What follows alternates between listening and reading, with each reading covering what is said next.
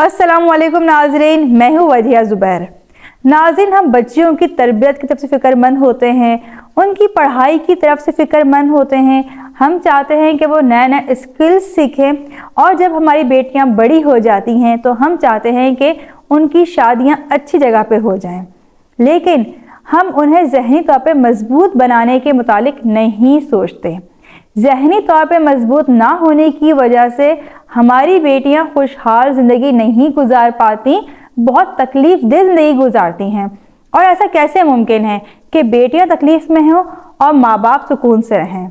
बच्चियों को ज़हनी तौर पे मजबूत किस तरह से बनाना है ये मैं आपको बताऊंगी, लेकिन इससे पहले आपने कमेंट से मुझे बताना है कि आप कैसी माँ हैं, यानी आप ज़हनी तौर पे मजबूत हैं या नहीं। अगर हैं मजबूत तो क्यों मजबूत हैं, और अगर आप ज़हनी तौर पे मजबूत नहीं हैं तो क्यों मजबूत नहीं हैं, ये आप मुझे कमेंट्स में लाजमी बताइएगा। बच्चियों को ज़हनी तौर पे मजबूत किस तरह से बनाना है? पहला काम क्या करना है, आपने प्रेशर में पुरसुकून रहना सिखाएं। नाज़रीन, हमारी बच्चियों पर ज़रा सा प्रेशर पड़ता है, हम खुद भी परेशान हो जाते हैं और हमारी बच्चियाँ भी परेशान हो जाती हैं। इसको समझाने के लिए मैं आपको हीरे की मिसाल दूंगी। आप जानते हैं हीरे के मुतालिक कि वो कितना कीमती पत्थर है, क्या कदर कीमत है उसकी, ये सभी जानते हैं और सब चाहते हैं कि उनके पास हीरा हो। हीरे जवाहरात की तो कहानियां मशहूर हैं।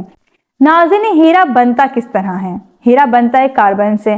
कार्बन से तो कोयला भी बनता है, तो दोनों में फ़र्क क्या है?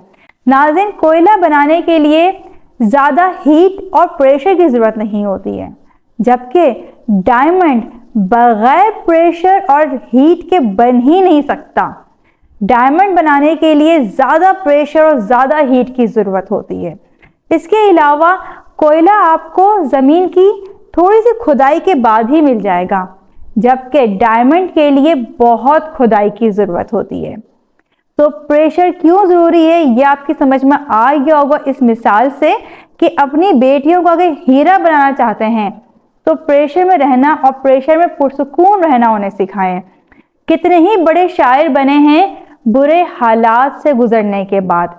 कितने ही मजबूत लोग मौजूद हैं हमारे दरमियान सख्त हालात से गुजरने के बाद। सख्त हालात इंसान को मजबूत बना देते हैं।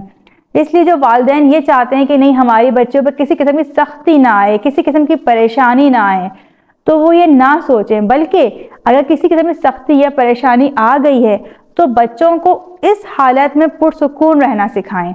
हम देखते हैं कि बहुत सी बच्चियां इसलिए परेशान हो जाती हैं शादी के बाद कि शादी के बाद मिलने वाला प्रेशर वो बर्दाश्त नहीं कर पाती। नाज़रीन, कितनी ही बच्चियों को हम देखते हैं कि वो शादी के बाद खुश नहीं रह पाती हैं।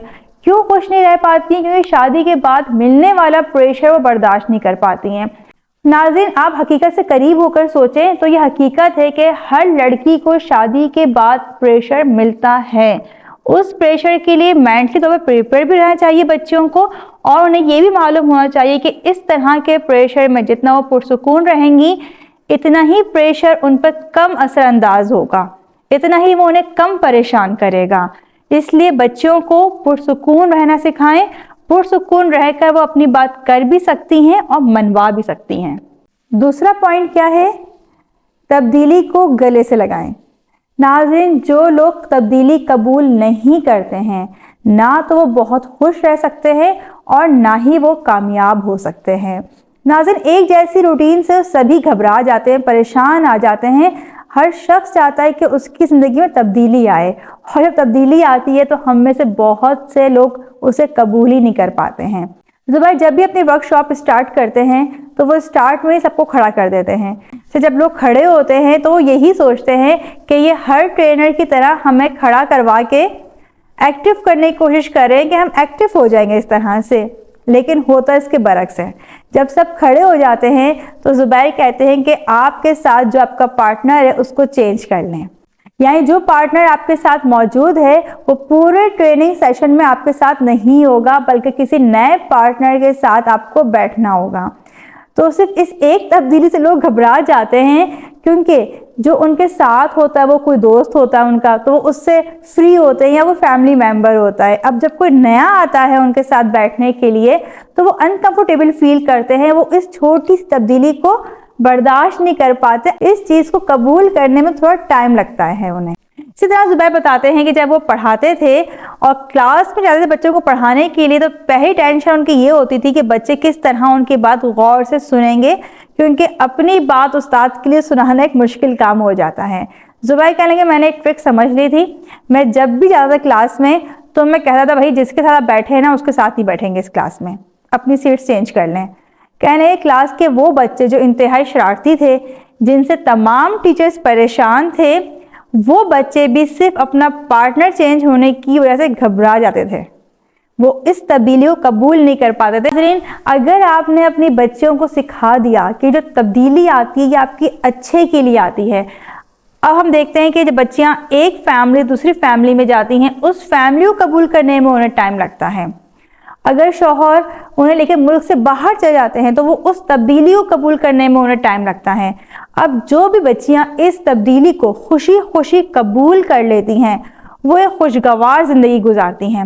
تو زندگی میں جہاں بھی کوئی بھی تبدیلی آئے، انہیں کہیں خوشی خوشی اس تبدیلی کو قبول کریں۔ بچوں کا اسکول چینج ہوتا ہے، ان کا شہر چینج ہوتا ہے، ان کا ایریا چینج ہوتا ہے، تو وہ پریشان ہو جاتے ہیں کہ ہمارے سارے دوست پیچھے رہ گئے، ہم ایک نئی جگہ پر آ گئے۔ ایون ہم دیکھتے ہیں کہ بچوں کا سیکشن بھی چینج اگر ہو جاتا ہے تو وہ پریشان ہو جاتی ہیں کہ ہماری دوست تو دوسری کلاس میں رہ گئی، ہم دوسری کلاس میں آ گئے ہیں۔ تو یہ چیز اچھی نہیں ہے۔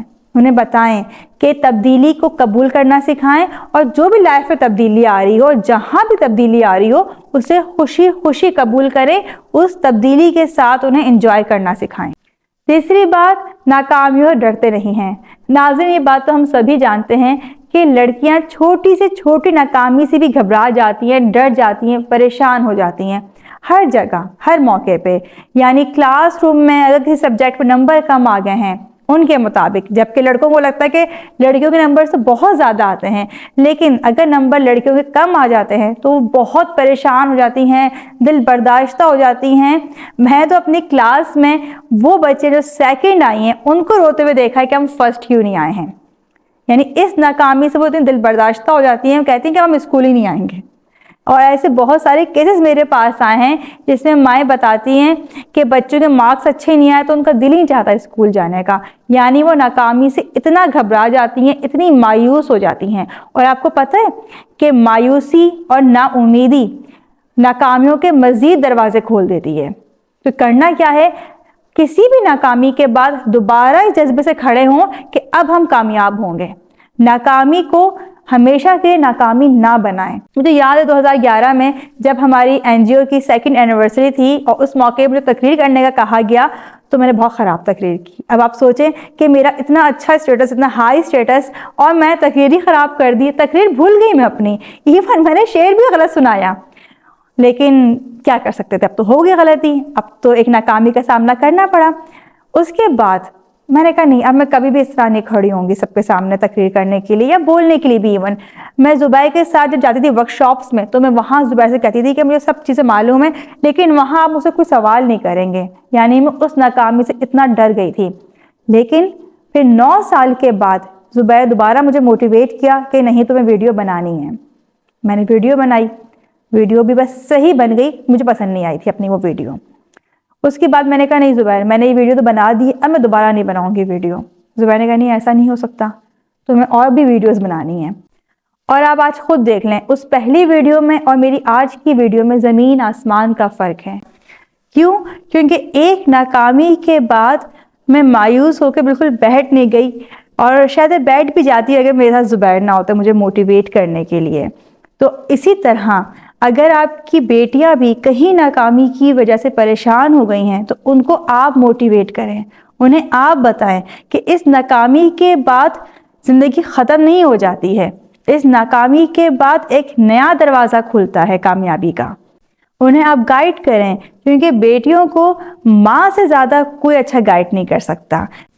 اسی لیے آج سے ہی اپنی بیٹیوں کو سکھائیں کہ ناکامیوں سے ڈرتے نہیں ہیں بلکہ آگے بڑھتے ہیں کامیابیوں کی طرف۔ چوتھی بات، خامیوں اور کمزوریوں کے متعلق نہیں سوچنا۔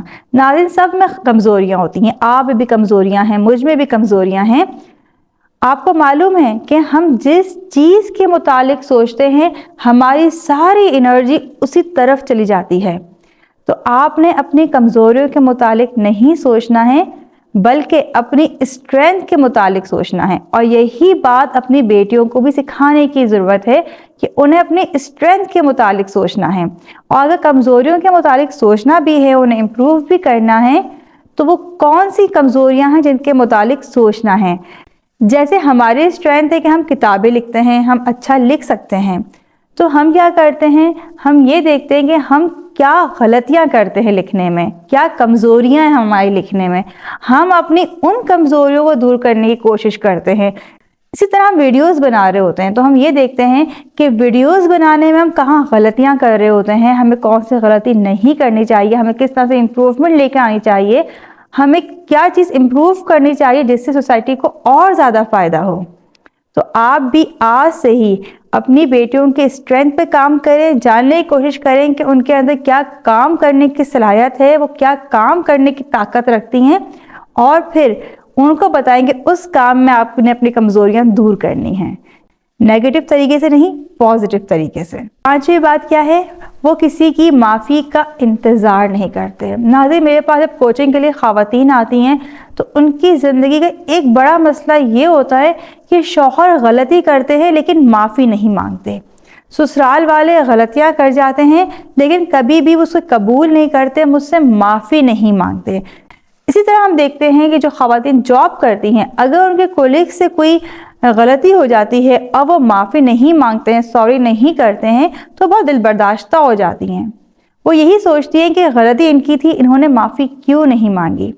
सामने वाले की माफ़ी के इंतज़ार में वो अपनी ज़िंदगी डिस्टर्ब कर देती हैं।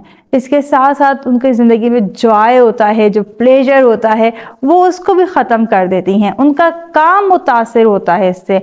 फिर चाहे वो जॉब कर रही हों, वहाँ वो परेशान हो रही हों किसी की वजह से, या फिर वो घरेलू ज़िंदगी में घरेलू मसाइल की वजह से कि कोई उसे माफ़ी नहीं मांग रहा, वो वहाँ परेशान है, तब भी उनकी परफॉर्मेंस ख़राब होगी। वो बच्चों को टाइम नहीं दे सकेंगी, शौहर को टाइम नहीं दे सकेंगी, परेशानी का शिकार रहेंगी, चिड़चिड़ाहट का शिकार रहेंगी कि उसने गलती की लेकिन मुझसे माफ़ी क्यों नहीं मांगी। तो अपनी बेटियों को बताएं कि सामने वाला अगर गलती कर देता है तो उससे माफ़ी की तवक्को ना रखें, ये उम्मीद ना करें कि वो माफ़ी मांगेगा। आगे बढ़ने की कोशिश करें। आप अगर माफ़ कर सकती हैं, बहुत अच्छी बात है कि माफ़ करके आगे बढ़ जाएं, लेकिन सामने वाले से तवक्को ना रखें कि वो माफ़ी मांगे, क्योंकि तवक्कुआत रिश्ते को ज़्यादा ख़राब करती हैं। सास बहू का रिश्ता हो, नंद भाभी का रिश्ता हो, मियाँ बीवी का रिश्ता हो, इवन पेरेंट्स और बच्चों का रिश्ता हो, जितनी तवक्कुआत हमारी बढ़ जाती हैं, इतने ही ज़्यादा हम परेशान होते हैं, इतनी ही ज़्यादा हमें नाउमीदी का सामना करना पड़ता है। इसी तरह माफ़ी मांगना भी एक उम्मीद है, एक तवक्को है कि सामने वाला हमसे माफ़ी मांगेगा, तो ये तवक्को भी आपने नहीं रखनी है। छठी बात क्या सिखानी है आपने, दूसरों का दर्द महसूस करना सिखाना है। नाज़रीन, जो ज़हनी तौर पर मजबूत लोग होते हैं वो दूसरों का दर्द भी महसूस करते हैं। इसीलिए हम कहते हैं कि बच्चों को कम उम्र से ही काम करने की आदत डालें।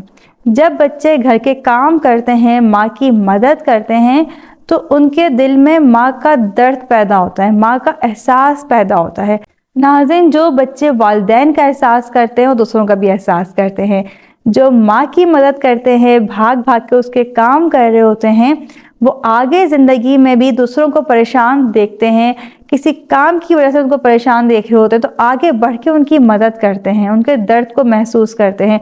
इसलिए अगर आप चाहती हैं कि आपकी बच्चों के दिल में दूसरों का दर्द पैदा हो, एहसास पैदा हो, तो उन्हें घर के कामों में इन्वॉल्व करें, छोटे मोटे काम करवाएं। बहुत से पेरेंट्स कहते हैं बच्चे पढ़ने हैं, मसरूफ़ है, हम किस तरह से उन्हें कहें कि ये काम करें। खैर, बहुत जल्द मैं इस पर तफसील से वीडियो बनाऊंगी, लेकिन आज मैं इतना ज़रूर कहूँगी कि मैं हूँ, मुझ समेत और बहुत सी ख़वातीन हैं जिन्होंने पढ़ाई भी की है और घर के काम भी किए हैं। तो घर के छोटे मोटे काम करने में कोई हर्ज नहीं है, बच्चे पढ़ाई के साथ वो काम कर सकते हैं। मैं अपने तीनों बच्चों से घर के काम करवाती हूँ, तो वो कहीं भी जाते हैं और किसी को भी देखते हैं काम करते हुए तो वो आगे बढ़ के काम कर रहे होते हैं। तो आपने भी ये बातें अपने बच्चों को सिखानी है। उम्मीद है ये 6 बातें आपको पसंद आई होंगी और इन पर आप अमल करेंगी, अपनी बच्चियों को ज़हनी व जज्बाती तौर पर मजबूत बनाएंगी और ख़ुद भी बनेंगी, क्योंकि बच्चियों को मजबूत बनाने के लिए माँ का ज़हनी तौर पर मजबूत होना बहुत ज़रूरी है। इसके अलावा अगर आप हमारी किताबें शुक्रिया, परवरिश और तरबियत हासिल करना चाहते हैं तो आप नीचे दिए गए नंबर पर रब्ता कर सकते हैं। और अगर आप हमसे ऑनलाइन कोचिंग करवाना चाहते हैं तब भी आप नीचे दिए गए नंबर पर रब्ता कर सकते हैं। बहुत बहुत शुक्रिया। अल्लाह हाफिज़।